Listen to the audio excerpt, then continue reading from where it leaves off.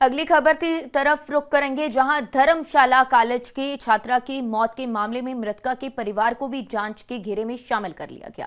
यही नहीं, police team ने छात्रा के घर के में सर्च भी किया गया। कुछ तथ्य, दस्तावेज सहित मोबाइल को सीज भी किया गया। वहीं पुलिस टीम ने जहां छात्रा का उपचार हुआ था, उन अस्पतालों से छात्रा का मेडिकल हिस्ट्री भी मांगी है।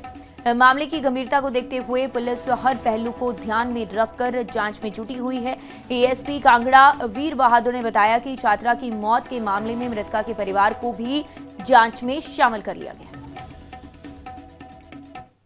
जो पल्लवी नाम की बच्ची डिप्रेशन का शिकार थी, तो मैं नहीं जानती थी डिप्रेशन का शिकार क्यों थी, पर जैसे ही बच्ची की डेथ हुई और मीडिया के जरिए मुझे पता चला कि बच्ची जो जातीय प्रताड़ना का शिकार हुई है और सेक्सुअली वो बच्ची शोषित हुई है किया जिस तरह से एक प्रोफेसर ने, तो मैंने पूरा दिन कल बच्ची के फैमिली के साथ स्पेंड किया। तो लगातार वो बच्ची घर में बोल रही थी कि उसे अनुसूचित जाति से रिलेटेड जिस तरह की उनकी कास्ट थी और SC से करके चिढ़ाया जाता था उन लड़कियों के द्वारा जिन्होंने उसके साथ मारपीट भी की है, उसके बाल काट दिए, उसके सिर पे बोतल मारी और पुलिस प्रशासन ने कोई कंप्लेंट नहीं लिखी। तो बच्चा ठीक हो सकता था, लेकिन वो लगातार डिप्रेशन में चला गया क्योंकि कानून से और न्याय व्यवस्था पुलिस प्रशासन से भी विश्वास ही उठ गया कि मुझे मार भी लिया, प्रताड़ित भी किया गया और प्रोफेसर भी खुलेआम घूम रहा है, लड़कियां भी।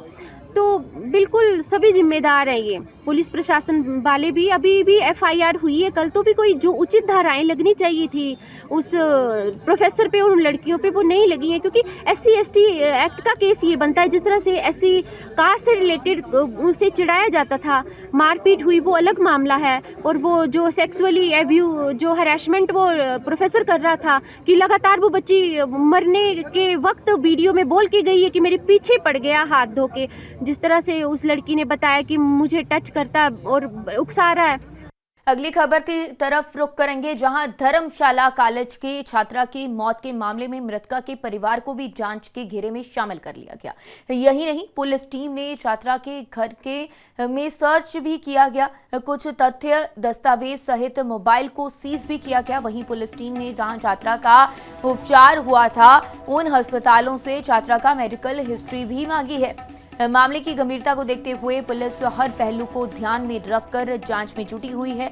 एएसपी कांगड़ा वीर बहादुर ने बताया कि छात्रा की मौत के मामले में मृतका के परिवार को भी जांच में शामिल कर लिया गया।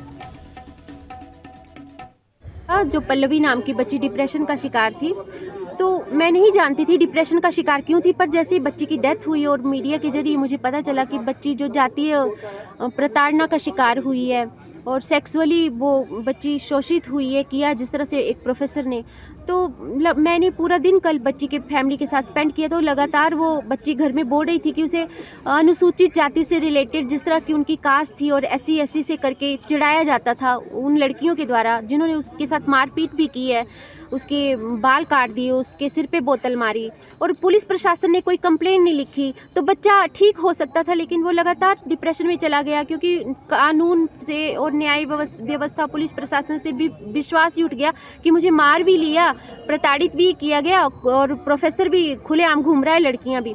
तो बिल्कुल सभी जिम्मेदार हैं ये पुलिस प्रशासन वाले भी। अभी भी FIR हुई है कल, तो भी कोई जो उचित धाराएं लगनी चाहिए थी उस प्रोफेसर पे और उन लड़कियों पे वो नहीं लगी हैं, क्योंकि SC/ST एक्ट का केस ये बनता है। जिस तरह से SC कास्ट से रिलेटेड उनसे चिढ़ाया जाता था, मारपीट हुई, वो अलग मामला है। और वो जो सेक्सुअली जो हरासमेंट वो प्रोफेसर कर रहा था कि लगातार वो बच्ची मरने के वक्त वीडियो में बोल के गई है कि मेरे पीछे पड़ गया हाथ धो के, जिस तरह से उस लड़की ने बताया कि मुझे टच करता और उकसा रहा है।